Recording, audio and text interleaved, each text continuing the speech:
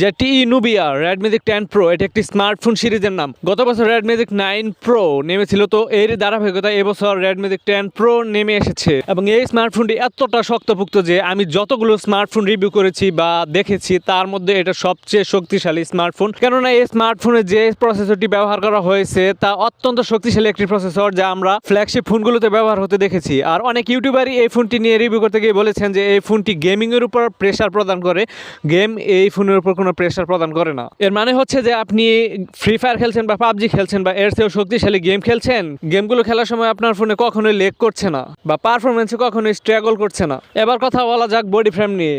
এই ফোনটি দুটি ভেরিয়েন্টে লঞ্চ করা হয়েছে, দুটি ব্যাকগ্রাউন্ডে। তো একটির ভিতরে ব্যাকগ্রাউন্ডের ভিতরে সবকিছু দেখা যায়, ট্রান্সপারেন্ট, আর একটি হচ্ছে ব্যাকগ্রাউন্ডে কিছু দেখা যায় না।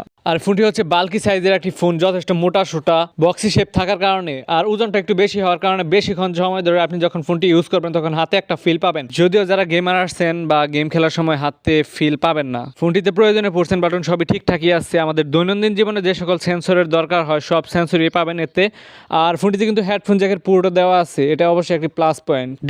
ডিসপ্লেতে ব্যবহার করা হয়েছে 144 হার্জের একটি অ্যামুলেট প্যানেল, যাতে 1 বিলিয়ন কালার সাপোর্ট করবে এবং 2000 নিটস পর্যন্ত পিক ব্রাইটনেস দিতে পারে, যা ডিরেক্ট সানলাইটেও ভিজিবল। যদিও এটি একটি গেমিং ফোন, আপনারা ইনডোরে বেশি ব্যবহার করবেন, তবু এটা ডিরেক্ট সানলাইটে ভালোই ভিজিবল। আর যথেষ্ট কালারফুল ডিসপ্লে হওয়ার কারণে কন্টেন্ট ভিউয়ার্সরা একটা ভালো এক্সপিরিয়েন্স পাবেন এটা থেকে। ডিসপ্লে সাইজ হচ্ছে 6.85 ইঞ্চের একটি ডিসপ্লে, যথেষ্ট বড় সড়ো ডিসপ্লে। আমি এই পর্যন্ত যতগুলো ফোন রিভিউ করেছি তার মধ্যে এটা সবচেয়ে বড় ডিসপ্লে ব্যবহার করা হয়েছে। আর হচ্ছে এটাতে কোনো ক্যামেরা নেই, মানে under display camera, punch hole cut আপনি। আর display size is more than 95 screen to body ratio, যথেষ্ট বড় সড়ো ডিসপ্লে। আর অ্যামুলেট হওয়ার কারণে কন্টেন্ট ভিউয়ার্সরা একটা ইমার্সিভ এক্সপিরিয়েন্স পাবেন। পাশাপাশি এর টাচ রেসপন্স খুবই ভালো। ক্যামেরা নিয়ে বলতে গেলে তেমন কিছু বলার নেই। ফোনটি যেহেতু গেমারদের উপর উদ্দেশ্য করে বানানো হয়েছে, সো ক্যামেরা একটু ফোকাস কম দেওয়া হবে, এটাই স্বাভাবিক। তো ফোনটির রেয়ারে 50 মেগাপিক্সেলের একটি মেইন শুটার দেওয়া হয়েছে, আর 50 মেগাপিক্সেলের একটি আলট্রা ওয়াইড শুটার, পাশাপাশি 2 মেগাপিক্সেলের একটি ম্যাক্রো শুটার রয়েছে। এই ফোনের মেইন ক্যামেরাটা দিয়ে ভিডিও রেকর্ড করতে পারবেন সর্বোচ্চ 8K 30 FPS এবং 4K 60 FPS। আর ফ্রন্ট ক্যামেরা হিসেবে রয়েছে 16 মেগাপিক্সেলের একটি ক্যামেরা, যাতে ভিডিও রেকর্ড করতে পারবেন সর্বোচ্চ 1080p 60 FPS।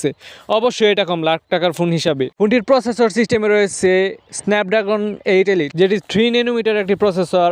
আর এই প্রসেসরটা দিয়ে আপনি গেমিংয়ে উড়াধুরা পারফরমেন্স পাবেন। আর ফোনটিতে র্যাম হিসেবে রয়েছে 24GB পর্যন্ত ম্যাক্স, আর স্টোরেজ হিসেবে রয়েছে 1 TB পর্যন্ত ম্যাক্স। আর এই ফোনটির প্রসেসরের সাথে কিন্তু একটি ফ্যান দেওয়া হয়েছে, যা যথেষ্ট শক্তিশালী, মানে যথেষ্ট স্পিডে ঘুরে এবং প্রসেসরকে যথেষ্ট ঠান্ডা রাখবে। আপনি ডে টু ডে টাস্কে এটা তেমন কোনো দরকার হবে না, কিন্তু গেমার্সদের জন্য এটা একটা প্লাস পয়েন্ট। কারণ অধিক সময় ধরে যখন আপনি আপনার ফোনে গেম খেলবেন তখন হিট জেনারেট হবে না এবং পারফরমেন্সে স্ট্রাগল করবে না। ফোনটি স্টোরেজে কিন্তু UFS 4.1 প্রো ব্যবহার করা হয়েছে। লেটেস্ট স্টোরেজ টাইপ হওয়ার কারণে আপনি অ্যাপ ক্লোজিং টাইম এবং ওপেন টাইমে ভালো একটা পারফরমেন্স পাবেন। অ্যান্ড্রয়েড 15 থাকার কারণে আপনি স্যাটেলাইট কল করতে পারবেন, যেখানে স্যাটেলাইটের কানেক্টিভিটি আছে। সবশেষে ব্যাটারি, এই ফোনটিতে কিন্তু 6500 মিলিঅ্যাম্পিয়ারের একটি ব্যাটারি দেওয়া হয়েছে এবং 100 ওয়াটের একটি চার্জার দেওয়া হয়েছে, যা যথেষ্ট গুড একটা combo. So guys, at the end ভিডিওটি কেমন লাগলো অবশ্যই কমেন্ট বক্সে জানিয়ে দিতে ভুলবেন না। যদি ভালো লাগে লাইক করবেন, শেয়ার করবেন এবং সাবস্ক্রাইব করবেন।